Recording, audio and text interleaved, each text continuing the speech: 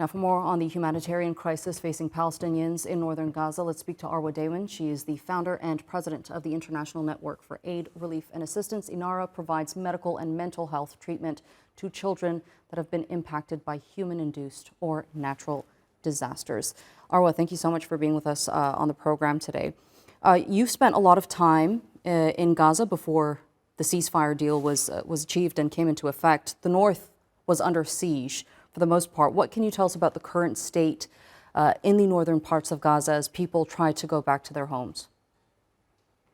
I mean, it's extraordinarily difficult to try to describe, but just imagine any city that you know with its, homes, with its multiple story apartment buildings, with its shops, with its sewage and water systems, and just how reliant the population is on all of that. And then imagine that none of that exists. And that is pretty much what people are going to have to try to cope with when they arrive, especially in the uppermost northern parts of the Gaza Strip. There is very little to actually even begin to try to, rebuild home, although you do really see this joy and optimism among the population, because at the very least, given the ties that Palestinians have to the land, they are at the very least going to be able to go back. But what I keep repeatedly thinking about is just how collectively hundreds of thousands of Palestinians are going to have to cope with the shock of seeing things in person for the first time and the emotional tsunami that invariably joins that. Very few Palestinians have been able to return to Gaza City and to the northernmost part of the Strip up until this very moment. The handful that have been able to move from the south to the north, that has mostly been those that have been going on humanitarian missions. And when you see them right afterwards, they're quite literally sheet white. There's a sort of hollowed look to their eye as they start to grasp the depth and breadth and scale and scope of the destruction. And it's going to be extraordinarily difficult for those who are thinking of going back and wanting to stay where their homes once stood, because a lot of the systems are still being put into place. And by that, I mean, where do you go for your water access point? Because you can't turn on the faucet anymore. Where do you go for your food access point? Because you can't go to the store anymore. Where do you go for your medical access point if your kids or you yourself end up, getting sick or needing treatment, because the medical infrastructure has been decimated? And so it's an uplifting time for so many, just the concept of being able to return home, but it's also going to be incredibly, inexplicably almost devastating, soul crushing for so many. Right, the psychological warfare is another, parallel, trouble that these people are facing. Most of them are trying to make this trip of 7 to 10 kilometers on foot. Among them are injured, malnourished, people who need immediate medical attention. Is that something that they'll be able to have access to as they go to the north, as we know that the hospital there have also been turned to rubble? In the farthest most portions of the northern Gaza Strip, I mean, no. People who are injured, people who need ongoing, medical care, they will not be able to access what they need up there. And, the sense is that, what you see in the crowd is largely going to be, fathers, male heads of households going up, trying to assess what the situation is and whether or not it can even sustain the rest of the family, even with the barest of necessities. When it comes to hospitals, there are only a couple of, semi-functioning hospitals at best in Gaza City itself. We have to remember that all of Gaza's infrastructure was completely decimated when it comes to the medical infrastructure. I mean, if we're just talking about what's north of the Netzarim corridor, you had one CT scanner for all of Gaza City and northern Gaza that was actually functioning. There are no functioning, for example, MRI machines. So anyone who's going to need that kind of, medical service is going to have to somehow figure out a way to then move back south.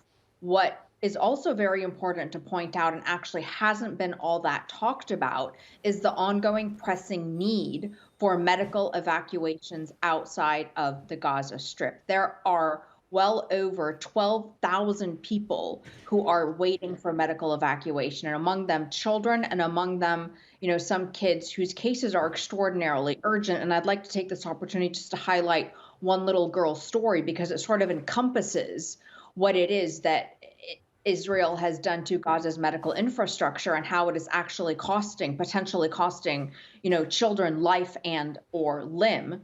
This little girl, her name is Habiba. She has what's known as a protein C deficiency. She was in Gaza City. Protein C deficiency is very rare, but it's also highly treatable. And what it basically means is that her blood overclots. And what this does is result in what looks like from the outside purple-ish, bruising, discoloration along most of her limbs. Except what has happened, because her case is so severe, is that the tissue has also become gangrenous. And this means that it is dead tissue and needs to be removed. It is spreading at an alarmingly fast rate. And for more than 2 weeks now, because of initially prior to the ceasefire, the very low levels of medical evacuation, and now since the ceasefire has taken place, the complete halt of medical evacuations outside of the Gaza Strip, this one little girl, and this is just one case I'm talking about here, is at very real risk of losing, more than one of her limbs and her life as well. And there really needs to be a greater effort to call for Israel to open the borders to allow especially these urgent emergency cases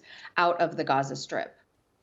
Arwa, hopefully if we can witness the second and third phase of the ceasefire deal come to life, the reconstruction and rebuilding efforts would surely be top priority for many. But it's going to be a mammoth task, and the international community is going to have to help out at this point. Yes, it absolutely is. And of course, it doesn't help that, U.S. President Donald Trump has already called for an at least 90-day pause in all of U.S.'s foreign and humanitarian assistance, except, of course, with the exception of military assistance going to Egypt and to Israel. I don't think people who have not been to Gaza actually grasp the enormity of the task that lies ahead. Look, President Trump was right in one thing that he said, and that is that nothing really exists in Gaza, that it basically is a demolition zone. And the effort to rebuild Gaza does pretty much, when it comes to most buildings, most of the infrastructure, really need to start from scratch. And so then you end up with yet another obstacle of, well, what is Israel actually going to allow to enter? Is it going to allow all of the building materials that are needed to physically reconstruct? Is it going to allow all of the, the diggers and the other heavy machinery that is needed to actually clear out the rubble and begin the incredibly challenging effort of just trying to clean up what has happened? Is all that heavy machinery going to be allowed back in? And then, of course, before any of this can start, there has to be a very widespread demining effort. There is unexploded ordnance throughout all of these locations, especially dangerous when it comes to children who don't necessarily know what it is that they are picking up. So it's not just about, the international community rallying and coming together to help finance this effort. It's also about, who is going to be able to put pressure on Israel to actually allow in the needed equipment, the needed materials to allow this to all begin. Because right now, much of what was in Gaza has been destroyed. People, even when they're going back home right now, and we saw this in Rafah, are having to dig through the rubble with their bare hands in most cases, as they're trying to still, uncover the bodies of the more than 10,000 people who are believed to still be underneath the rubble throughout the entire Strip. Okay, Arwa Damon, thank you so much for being with us here on TRT World. I appreciate your time.